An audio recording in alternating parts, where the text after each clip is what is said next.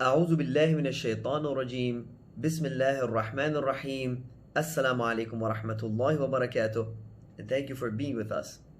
Previously we mentioned the importance of creating an early connection between our future generation and the Holy Quran. We all agree that a good friend can have a great impact on the personality development of our children and can be one of the greatest reasons for their future success. We believe that if an early connection is developed between the Holy Quran and our children, then the Book of Allah subhanahu wa ta'ala has a potential to be a great friend and a great company for our future generation, on whom they could rely and depend, and from whom they could seek advice in the time of confusion. As parents, we can facilitate this friendship and this connection by increasing our children's interest in the Holy Quran.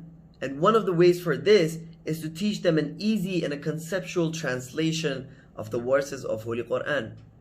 In the series of Learn Quran with Easy Translation, our aim is to provide you with the material and demonstrate for you the ways by which you could facilitate that early interaction and connection between the Holy Quran and your children. If you have watched our video till here, and if you enjoy watching our videos or benefit from them, then we have a special request from you, and that is to not forget us in your prayers. Please continue praying for us, as in the path of learning and understanding the Holy Quran, we need more and more of your prayers. Jazakumullah khaira, and please be with us.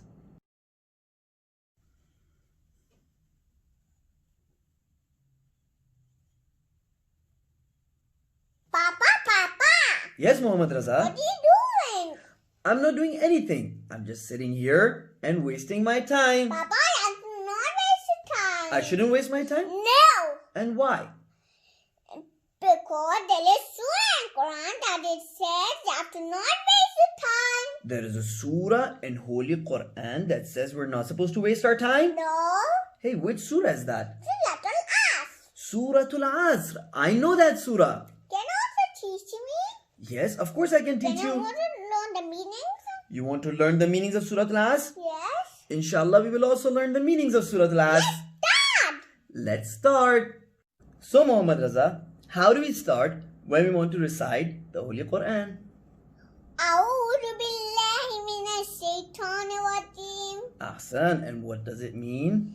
Oh Allah, please help me from Satan. Save me from Satan who is bad. Ahsan. Oh Allah, please save me from shaitan who is bad. And then what do we say after that? Bismillahirrahmanirrahim. Ahsan. Bismillah ar-Rahman ar-Rahim. And what does it mean? I start the name of Allah who loves me. I start with the name of Allah who loves me. That is great, Muhammad Raza. So how does this surah start, Muhammad Raza? Al-Asr. Ahsan. And do you know the meanings of it? Papa, I don't know. Please tell me. Sure, I'll tell you. Look, Muhammad Raza, many times when Allah subhanahu wa ta'ala wants to tell us something very important, the surah starts like this. There's a wa and there's a word or a sentence. For example, wal-asr or wal-duha. Do you know any other examples, Muhammad Raza? Yes, for example, Watteen was Zaytun, Watuli Sinin, Wahad al-Balad al-Amin. Ahsan. والتين والزيتون وطور سينين وهذا البلد الأمين. Now we know that Allah subhanahu wa ta'ala wants to tell us something very important. But what does Asr mean? Asr means time. Asr means time. Exactly. And can you tell me some examples for time? I don't know. I'll tell you. Daytime. Daytime, nighttime. Ahsan. Daytime, nighttime, summertime, and wintertime. Yes. Right? Yes. So Allah subhanahu wa ta'ala wants to tell us something very important that is related to Time. Ahsan. Do you want to know what that is? Yes. So please recite the next verse. Innal insana lafi khusr. And can we recite it louder? Innal insana lafi khusr. إِنَّ الْإِنسَانَ لَفِي خُسْرٍ. What is the meaning of this verse, Muhammad Raza? Humans are constantly losing. Humans are constantly failing. Humans are constantly losing and they're constantly Failing. Ahsan. Humans are constantly losing and they're constantly failing. Muhammad Raza, does that sound like something very important? Yes. So, do you want me to give you an example so you could understand this better? Yes. Tell me, Baba, do you enjoy going to a park? Yes. Who doesn't enjoy going to a park? And imagine if you asked me to take you to a park. Yes. But this park is only open in the daytime. Tell me, how does the day start? When the sun comes out from the east.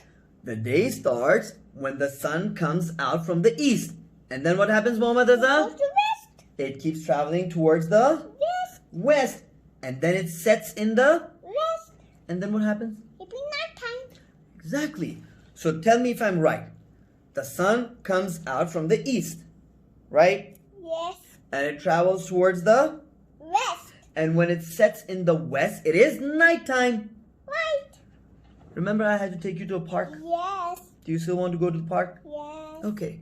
But what if the sun comes out from the east and it is daytime, but Baba keeps sleeping and doesn't take you to a park? Is the sun going to stop for us, Muhammad Raza? No. That's why they say the time does not stop for anyone. And we're constantly losing time. And if we don't do things on time, then it gets late and we lose and we fail. Just like if Baba wants to take you to the park and he keeps sleeping, the sun doesn't stop, the daytime doesn't stop, and finally it'll be nighttime and we will not be able to go to the park. Yes. So we are constantly losing time. And this is a very important point that Allah subhanahu wa ta'ala wants to tell us. Baba, this is really scary. And can you stop being losers? Yes, this is very scary. And Muhammad is asking, is there a way that we stop being losers and we don't lose and we don't fail? Do you want to know that way? Yes. Then you have to recite the next verse for us. إلا الذين آمنوا وعملوا الصالحات وتواصوا بالحق وتواصوا بالصبر. Ahsan. إلا الذين آمنوا وعملوا الصالحات وتواصوا بالحق وتواصوا بالصبر. Great. إلا الذين آمنوا وعملوا الصالحات وتواصوا بالحق وتواصوا بالصبر. Allah subhanahu wa ta'ala says, if a person does these four things, then they will never be a loser. They will always be a winner. Yes. Right? What was the first thing? إلا الذين آمنوا. إلا الذين آمنوا. Allah subhanahu wa ta'ala says, if you want to be a winner, then only those will be winners who have four qualities. The first one is those who have Iman. Those who believe. They believe that Allah subhanahu wa ta'ala is their creator. And Allah Subhanahu wa ta'ala is one. Ahsan, Allah subhanahu wa ta'ala is one and only. That means La ilaha illallah. great. And Allah subhanahu wa ta'ala is the strongest and the most superior. Allahu Akbar. Ahsan, Allahu Akbar. So this is what we have to believe in. إِلَّا الَّذِينَ آمَنُوا وعملوا الصالحات. وَعَمِلُوا الصَّالِحَاتِ. وَعَمِلُوا الصَّالِحَاتِ means those who perform good deeds. Can you give me some examples of good deeds? I don't know, Baba. Please tell me. Like saying salam. When you meet people or you enter a room, what do? I say salam. Ahsan, you say assalamu alaikum. So, إِلَّا الَّذِينَ آمَنُوا وَعَمِلُوا الصَّالِحَاتِ. And what is the third one? وتواصوا بالحق وتواصوا بالصبر. وَتَوَاصَوْا بِالْحَقِّ. وَتَوَاصَوْا بِالْحَقِّ means, Muhammad Raza, we all want to do good deeds, right? Yes.